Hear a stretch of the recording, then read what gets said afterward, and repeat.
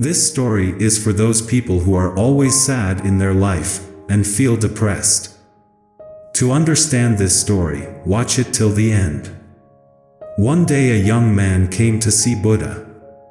He was very upset. He asked Buddha, "Oh Lord, please tell me why I suffer a lot. I can't bear the sorrow of my life and my loved ones.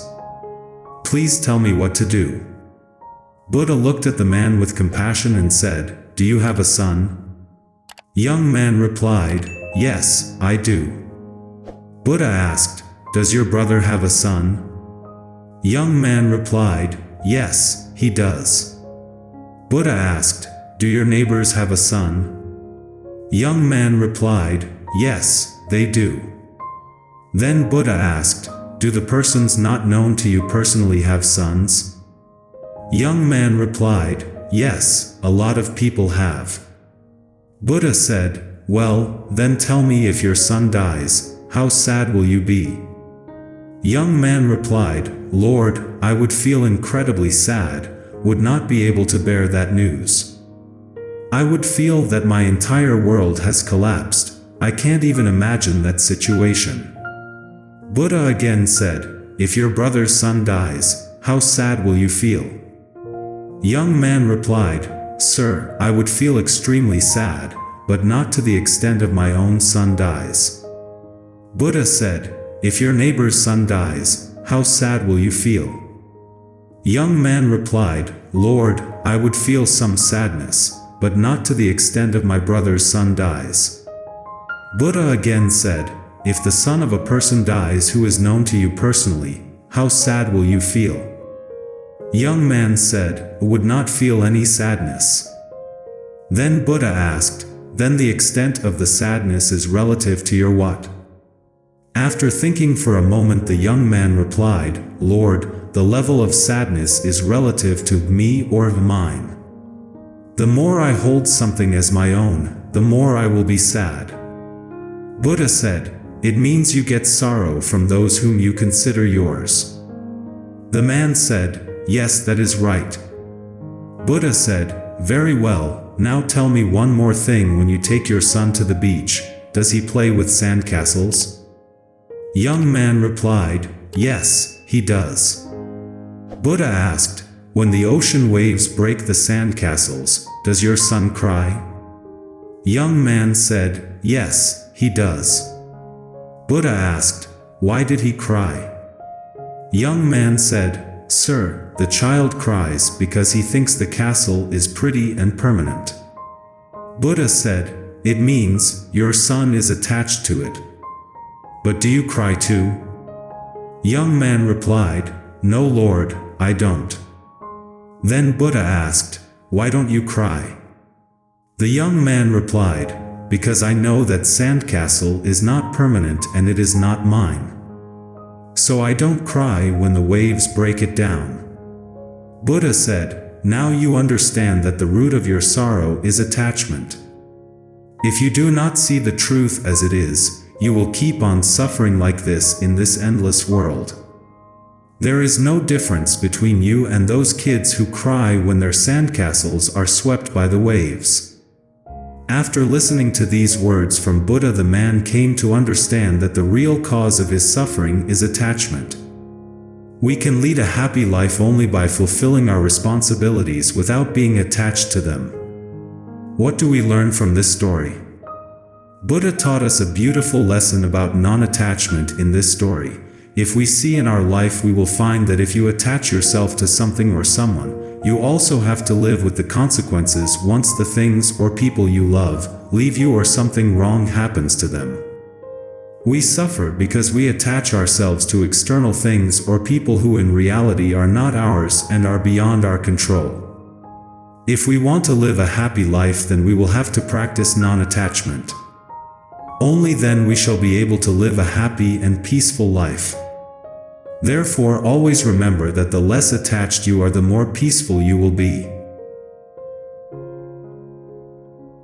Most powerful quotes from Buddha about life, love, peace, and happiness. If anything is worth doing, do it with all your heart.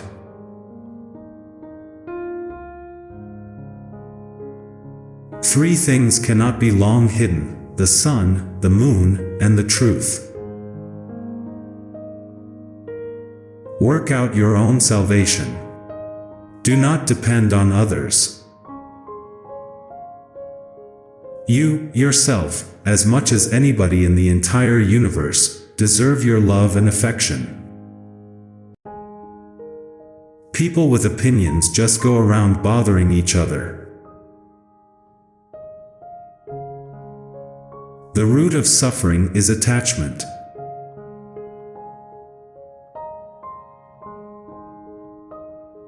Do not look for a sanctuary in anyone except yourself. If you knew what I know about the power of giving, you would not let a single meal pass without sharing it in some way. Nothing can harm you as much as your own thoughts unguarded. To live a pure, unselfish life, one must count nothing as one's own in the midst of abundance. If you find no one to support you on the spiritual path, walk alone. May all beings have happy minds.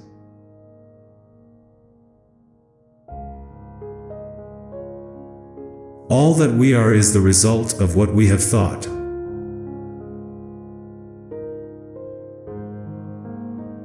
Ambition is like love, impatient both of delays and rivals. Wear your ego like a loose-fitting garment.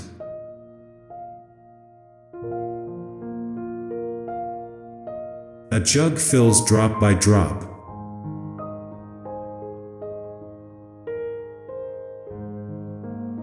Every human being is the author of his own health or disease. Give, even if you only have a little.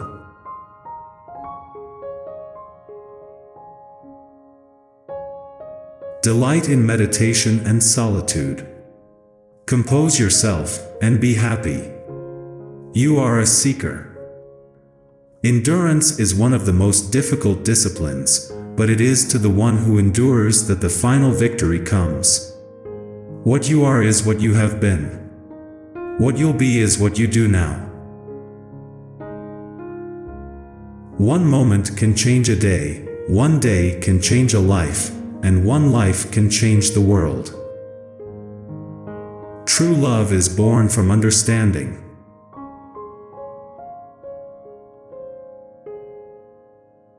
The greatest gift is to give people your enlightenment, to share it. It has to be the greatest.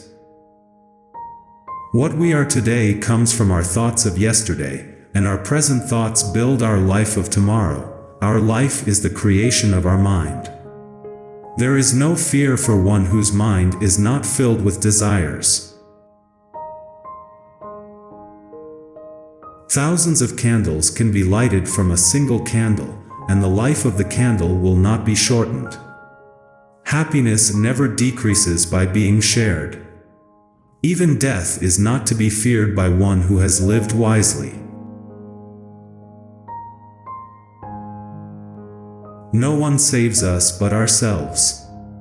No one can and no one may. We ourselves must walk the path. Just as a candle cannot burn without fire, men cannot live without a spiritual life. Let me know in the comments down below what you like about Buddha's teachings. Don't forget to leave a like and click subscribe.